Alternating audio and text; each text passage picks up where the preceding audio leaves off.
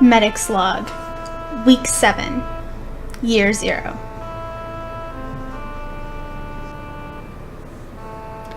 So you might notice something a wee bit different about the screen, and hopefully you notice something a wee bit different about the sound quality as well.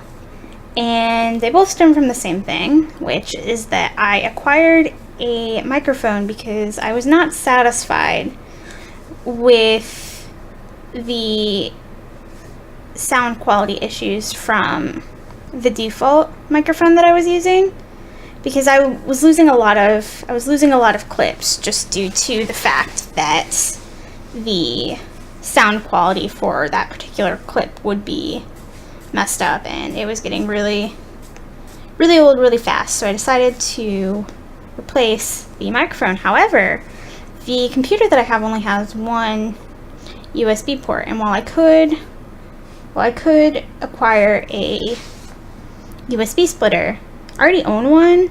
It's just in a different state.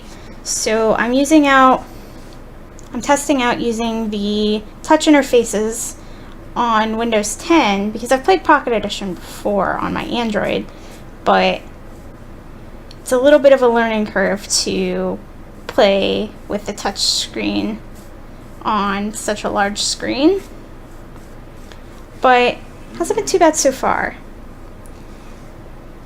Now, to counterbalance this good news, I have a spot of pretty bad news, which is that all of our villagers that were living in this area of the village died.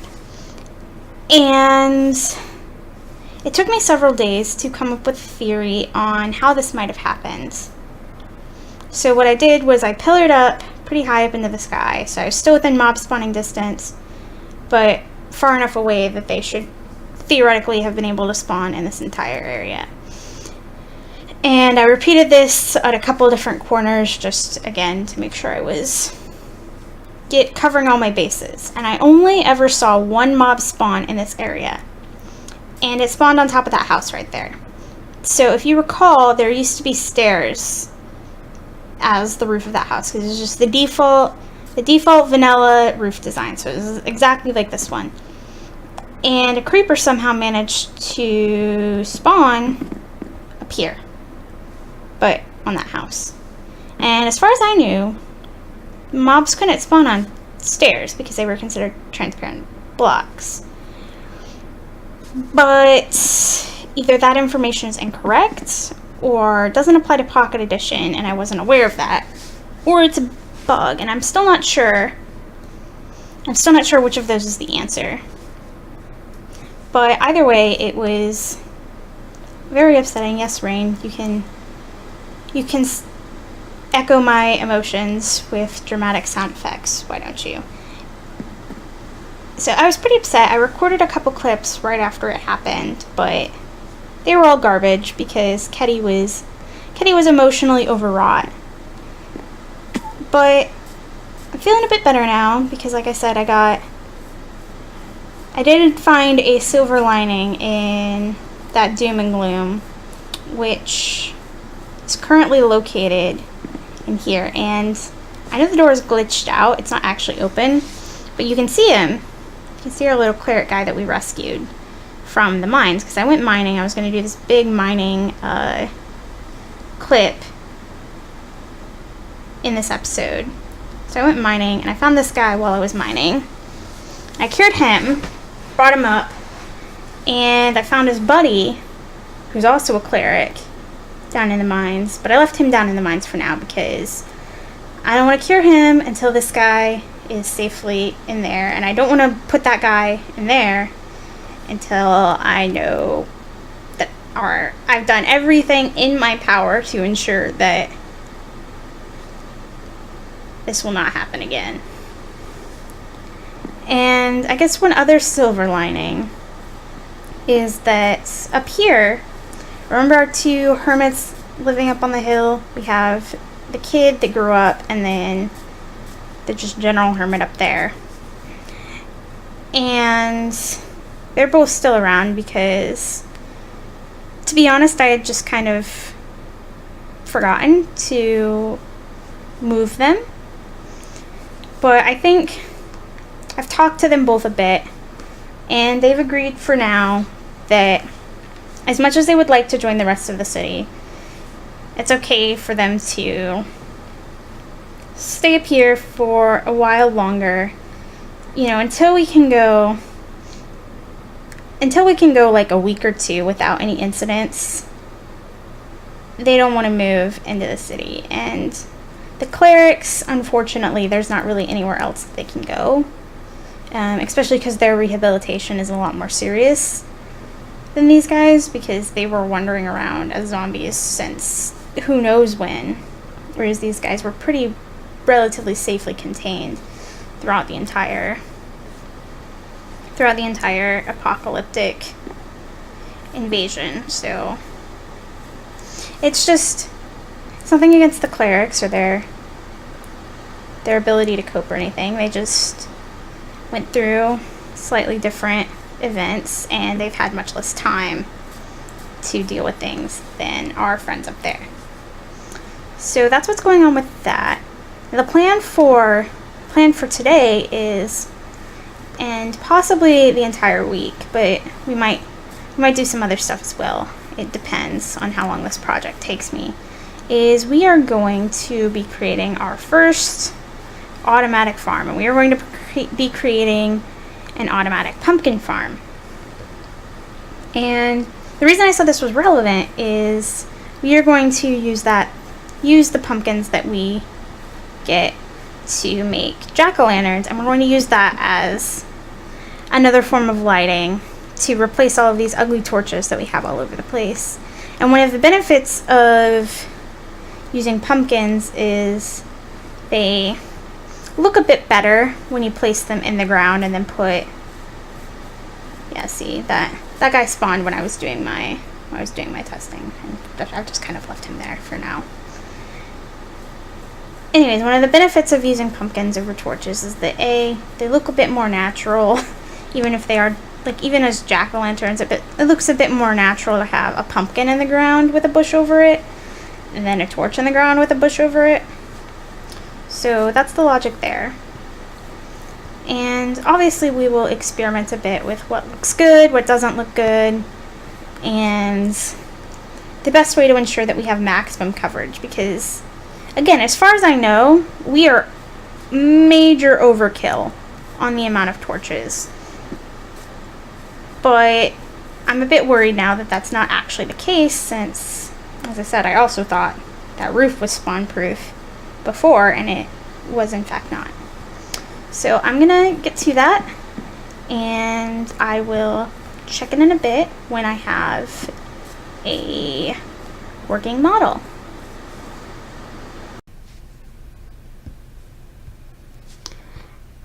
Alright guys, we are here at what is going to be the future home of our melon and pumpkin farm. Mostly pumpkin farm, but we'll throw in some melons too, just because you never know when those guys are going to come in handy. And I am super excited about this project. Basically, I was learning redstone from scratch, so I didn't even know what a comparator did. Not really. I mean, I could deduce a little bit from the fact that it's called a comparator, but a lot of the quirks on how you actually use it and how it works, I had no idea. So half of my time was just spent with things like that, where I just didn't know how things like that worked. And it took me, like I said, it took me a while to figure out, but I am super excited about the design I came up with, because when I was doing my research for this project, I couldn't find a lossless melon and pumpkin farm for Pocket Edition. And maybe, I'm sure there's a design out there somewhere that I just couldn't find a tutorial for it. But like I said, I couldn't find it. So I designed my own.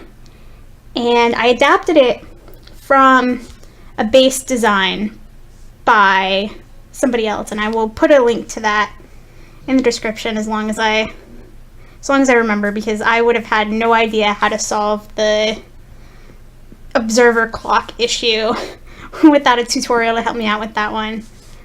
And this is the area where, like I said, we're going to be building this farm, and it's split up into 4 modules, so don't worry, the entire farm is not this big. It's actually pretty small. Like, the only space that you technically need is, I think you'd need like 1 strip of this for each pumpkin, and if you have at least 2, you only have to go out.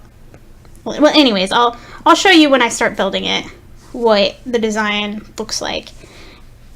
And we're gonna have 4 modules, and it's going to be completely underground except for this central area. So part of the reason it took so much time too is because I am super particular about the way things look. So even once I had a design that was functional, it took a long time to come up with something that was both functional and, in my opinion, pretty cool looking. So I'm really excited about this. I hope you guys are excited as well, and I will get back to you once I've dug this entire area out and we're ready to start building it.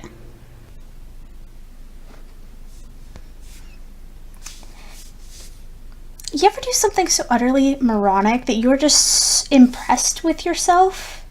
Because I just spent a couple minutes recording a nice, lovely clip in which I discussed Mount Cole and this amazing giant red cross pit that we dug in the ground for our melon farm, only to realize that I had not actually ever pressed record. So yeah, we are going to end this episode with a bit of a time lapse, because I've always wanted to do one of these and I just never had, where I just build all of my ores up into a huge mountain and then mine it down. And I've got Fortuna here with Fortune 3 ready to go. And I've got, I can't even pronounce that. See, the thing is, I read a lot of mythology and whatnot. I just, never hear it spoken out loud. So, Matyas, I think, is how you say it. But if you're, Greek, please don't get mad at me for not knowing how to pronounce your stuff. They're basically like the followers of Dionysus, and so I thought it fit because they were a bunch of women in like pretty dresses doing badass shit. By which I mean getting drunk, because Dionysus was the god of wine and revelry. So I thought it made sense to silk touch, bunch of women at parties, and there was a logical connection in my brain, and it had added alliterative appeal, which, as you can possibly guess from what I'm pretty sure is going to be the title of this episode, and then also my tweet that I just put out. Oh yeah, I'm doing the Twitter thing now. It's pretty exciting. I've tweeted a whole twice. It's at Indomitable Kedi, because I'm super creative with names and whatnot. And that's probably the only time I'll mention that for a while. But yeah, if you wanna check that out, if you haven't gotten your fill of snarky Kedi, you can join in on the Twitter fun. I don't know. I haven't used a lot of social media. I created my Facebook about a month ago now. Super exciting stuff. And yeah, this is actually the farthest out this direction that I've seen the world. We have not left our hometown very much. We've just been so caught up in our building projects. We'll have to do some exploration eventually, but I'm kind of waiting till things have settled down a bit more here. And we don't want to just abandon the villagers for something like what happened at the beginning of this episode to happen again.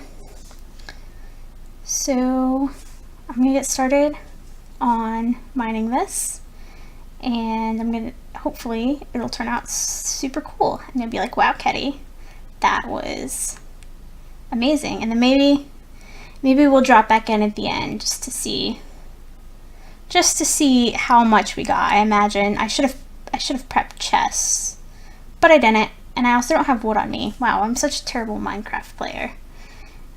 Anyways, let's do this.